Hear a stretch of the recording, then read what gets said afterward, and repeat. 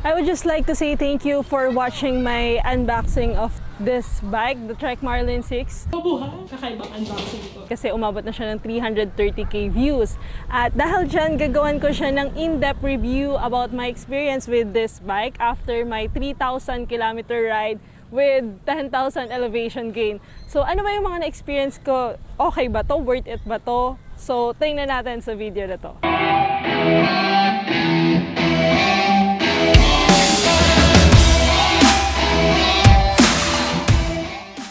Hey guys, this is Xzar, the bike wanderer from the Philippines, and if you haven't subscribed yet, please do subscribe. I've been doing adventure cycling videos, camera techniques, or even bike touring. So if you're into that, consider subscribing on my channel. So yeah, let's start. Paano ba mag-bike check? Di ako marunong eh. Ang liahon pa turo nga mag-bike check. So eto, simulan na lang natin dito sa simula. It's Trek Marlin 6 2021. Small yung size ng frame ko, tapos aluminum to.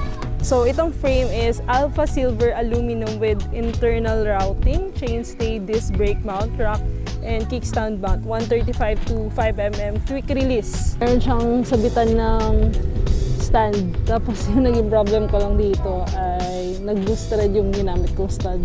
Kapag maraming karga, better talaga if naka-center stand ka. Pero ayun nga lang, kapag may trail, medyo mahirap-hirap siya.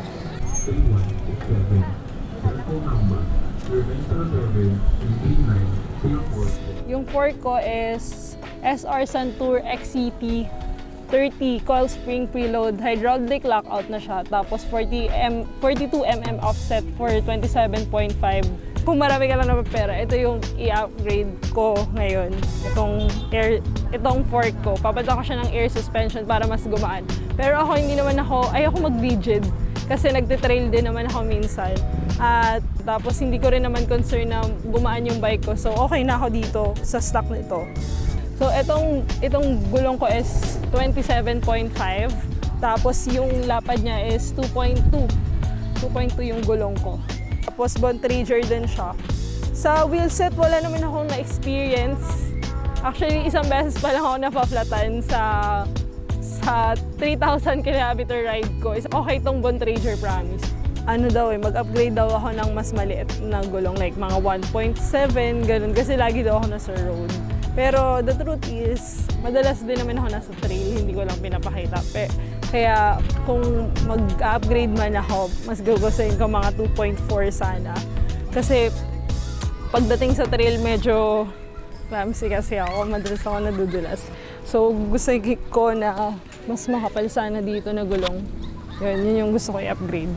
Itong hub is Formula DC 20 alloy 6V 5x100mm quick release. Tapos yung rim is Bontrager connection double wall 32 hole. Spokes 14 grams stainless steel. Itong seat post ko is Bontrager alloy with 12mm offset 400mm length. Itong saddle ko, before Bontrager talaga siya, Bontrager Edge na. Nagpalit lang ako ng SMP TRK kasi thank you nga pala sa nagbigay nito from Korea. Nagpalit ako nito kasi mas kailangan ko siya for long ride. And so far, satisfied ako sa saddle na to. And in the future, gagawa rin ako ng vlog review about different types of saddle. So ayan, ito yung SMP TRK saddle ko. It's 100% handmade in Italy. So ano to, hindi ko pa alam kung ilan yung measurement niya. Mamaya i-check natin. Yung pedal ko is Racework. Nabili ko lang din to sa Shopee. Yan o, Racework siya. May mga siya, clip. Pang trail talaga to. Kasi para hindi masyadong madulas. Ayoko kasi talaga mag-cleats. Ewan ko, it's not for me. So ito yung binili ko as alternative option. So ito, mudguard. Nabili ko lang din to sa Shopee. Tapos itong fender, nabili ko lang din siya sa Shopee. It's around 200 pesos. Itong rack ko, nabili ko siya sa Raven Cycles. 2.5 ata yung bili ko dito. Medyo marami-rami rin yung in-upgrade ko dito. Ang una kong in-upgrade is yung aking Groupset. Before Altus 2x8. Tapos nagpalit agad ako sa SLX M7100 explain ko lang din yung group set ko. Ito yung shifting lever ko sa right, 12 speed siya. Tapos pagdating sa right, it's spec EV. Sa left naman is 2x12 speed. Minsan din nagiging dilemma ko dito kapag marami akong karga. Ewan ko, yung kakalabas ko lang ng bahay tapos bigla na lang nawawala sa tono yung bike. Kahit kakapatono ko lang talaga. Hindi ko alam kung anong problem. If you have any suggestion kung bakit, just leave your comment below. And yun lang. Yun lang naman. Worth it siya. Worth it siya. Sobrang thankful ako na ito yung una kong biniling bike. Ito yung crack set ko. It's 10 to 45 feet. Tapos itong chain ko is part siya ng group set. Cogs ko is 10 to 45 feet. Tapos itong front derailleur ko is side swing front pull. E-type. Tapos yung bottom bracket dito is yung pinaltan siya ng wire. Hindi ko alam kung tama ba itong ginawa ng mekaniko dito kasi ang weird niya eh. So, and ganito yung nangyari sa kanya. Ito namang rear derailleur ko is long cage shifter clamp close eye spec EV. Ano daw? Hindi ko alam kung ano yun. Tapos itong rear hub na ginagamit ko ngayon is Microspline MT500. Motor ko 160mm ang alam ko. Ano to? iStech. Tapos ito yung hub ko. Pinaltan ko siya ng MT500. Dapat kasi Microspline talaga siya. So far, wala naman ako naging problema sa SLX M7100. Ang naging problema ko lang doon is yung... Yun nga, totoo nga. Kaya pala marami ding gusto mag one-by setup. Kasi kapag naka one-by ka, maiiwasan mo yung cross-chain. At na-experience ko yung cross-chain mga 4 times. Ganun. Kasi kailangan mo talaga ng proper shifting kapag naka 2x ka. So yun yung na-experience ko sa group set ko. And sobrang perfect nung pinili ko na 2x kasi okay siya sa lahat. Kasi hindi ko kailangan ng 3 kasi hindi naman ako more on spinning. Tapos 2x kasi more on bike packing yung ginagawa ko. So perfect talaga siya. Ito yung handlebar ko.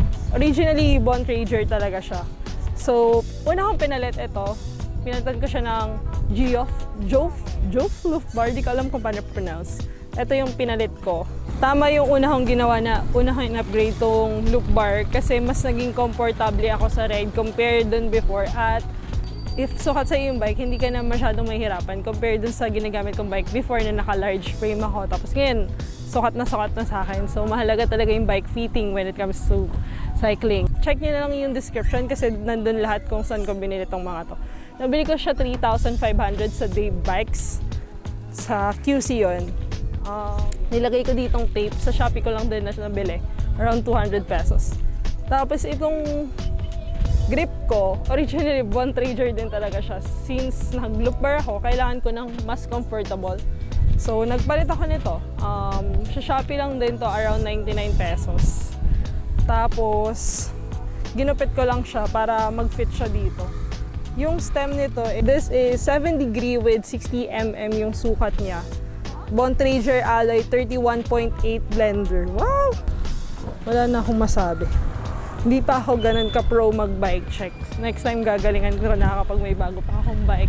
Siguro in the future kapag nagkaroon ako ng pera, ang gagawin ko is magpapalit ako ng bike. Siguro mga Surly or Salsa. Ganun yung dream. Yun talaga yung dream bike ko.